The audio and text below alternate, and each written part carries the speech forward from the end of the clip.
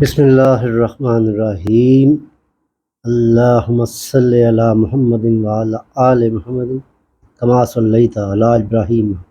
وعلی آل ابراہیم انک حمید مجید۔ اللہم بارک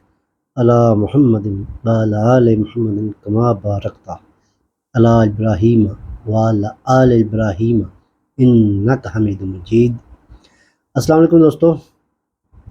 سیرت النبی صلی اللہ تعالیٰ حبیبہ محمد وعلیٰ علیہ وسلم کے سلسلہ میں ہم گفتگو کر رہے تھے۔ اب جو آپ کے سامنے میں نے نبی اکرم صلی اللہ علیہ وسلم کی جو حیات طیبہ ہے، جس طرح مکہ میں گزر رہی تھی تو وہ تو آپ کے سامنے تھی۔ ہم نے مکہ میں ان کے 20-22 سال کے عمر کے حوالے سے گفتگو کی تھی۔ اس وقت مکہ کے حالات جو تھے وہ خشک سالی کی وجہ سے کچھ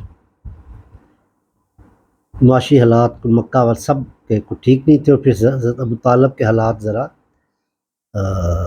زیادہ دگرگون تھے۔ اس کی وجہ یہ تھی کہ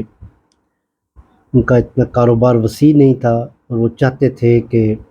نبی اکرم صلی اللہ علیہ وسلم کو یہ جو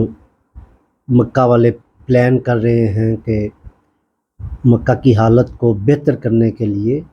بیرونی تجارت کا سہارا لیا جائے، اور وہ شام اور یمن کی طرف نکلنا چاہ رہے تھے۔ لہٰذا ایک قافلہ جو تھا وہ شام کی طرف جانے کی تیاری کر رہا تھا۔ تو حضرت ابو طالب کسی بھی شکل میں یہ تو نہیں چاہ رہے تھے، اپنے بھتیجے کو اپنے سے دور نہیں کرنا چاہ رہے تھے، لیکن معاشی حالات ایسے تھے کہ یہ ان کو فیصلہ لینا پڑا۔ اور بعض روایت یہ بھی بتاتی ہیں کہ یہ حضرت ابو طالب نے حضرت خدیجہ سے رابطہ قائم کیا کہ جو وہ اپنا سامان وہاں بھیجنا چاہ رہی تھی شام میں، اور وہ اس ایک جو وزٹ تھا، اس کا جو اس کو کمیشن کہہ لے یا معاوضہ کہہ لے، وہ 2 اونٹ جو تھی وہ اس کے لیے دینا چاہ رہی تھی کہ جو ان کے لیے یہ کاروبار کرے گا وہاں جا کے، اور یہ سفر اختیار کرے گا ان کے مال کی خرید و فروخت کے لیے، تو اس کو 2 اونٹ جو ہیں وہ معاوضہ ادا کرے گی۔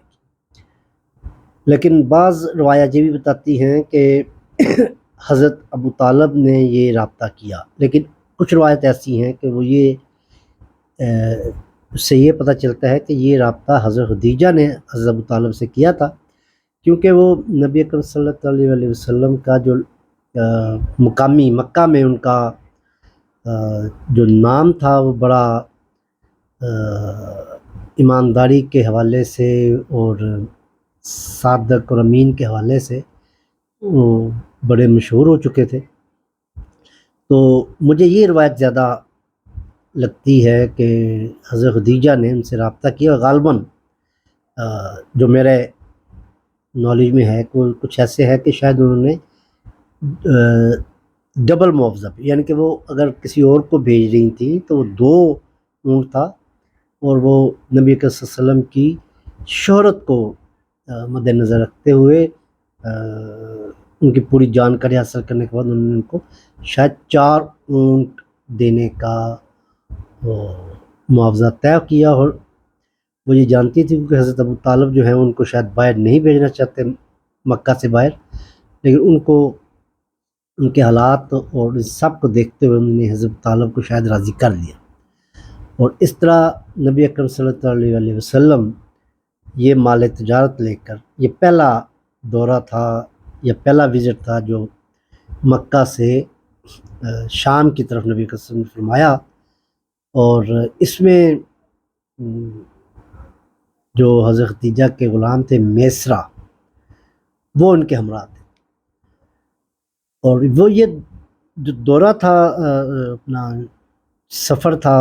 شام کا، یہ بہت کامیاب رہا۔ نبی اکرم صلی اللہ علیہ وسلم نے جو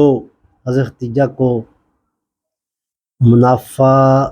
کی جو توقع تھی اس سے غالباً بہت زیادہ منافع انہوں نے حاصل کیا، اور واپسی کے لیے بھی انہوں نے جو سامان خریدا، جو مکہ میں جس کی ضرورت تھی، وہ انتہائی ارکریزی سے نبی اکرم صلی اللہ علیہ وسلم نے وہ سامان وہاں سے لیا جو مکہ میں اچھی قیمت پہ سیل ہو سکتا تھا یا فروخت ہو سکتا، جو بھی اس کو کہہ لیں۔ تو یہ جو سفر کے حالات تھے، جب میسرہ نے حضرت خدیجہ سے ان کا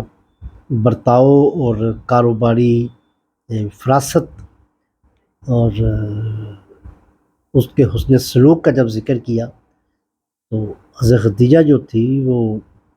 بہت متاثر ہوئی۔ آپ کے ایک تو کاروباری فراست سے ان کو بہت، کیونکہ ظاہر ہے وہ جو توقع کر رہی تھی منافع کی، اس سے زیادہ ان کو منافع حاصل ہوا۔ اور پھر جو سامان وہ لے کر آئے وہ ہاتھوں ہاتھ جو تھا وہ آ کے مطلب مکہ میں فروخت ہو گیا، اور سفری اخراجات کم ہونے کی وجہ سے آپ نے منافع بھی زیادہ کمایا۔ تو اس ساری ان کی تدبیر کو اور حسن معاملہ کو اور کاروباری فراست کو دیکھتے ہوئے لازمی بات ہے حضرت خدیجہ یا کوئی اور بھی ہوتا تو وہ متاثر ہی ہوتا، کیونکہ نبی کے وسلم کی ایک تو ایماندارانہ وہاں پہ شہرت تھی، دوسرے آپ قابل بھروسہ وہاں پہ جانے جائے، صادق اور امین کا آپ کو وہاں پہ لقب حاصل تھا۔ اور یہ تھا میرے آقا صلی اللہ علیہ وسلم کا پہلا سفر شام۔ اس کے بعد ہم باقی واقعات کا ذکر اگلے ولاگ میں کریں گے۔ امید ہے کہ آپ نے اس سفر کو ضرور پہلے بھی سنا ہوگا، اور آج ہم نے بھی اس کا ذکر کیا ہے۔ اگلے ولاگ کے لیے اجازت چاہتا ہوں۔ السلام علیکم دوستو۔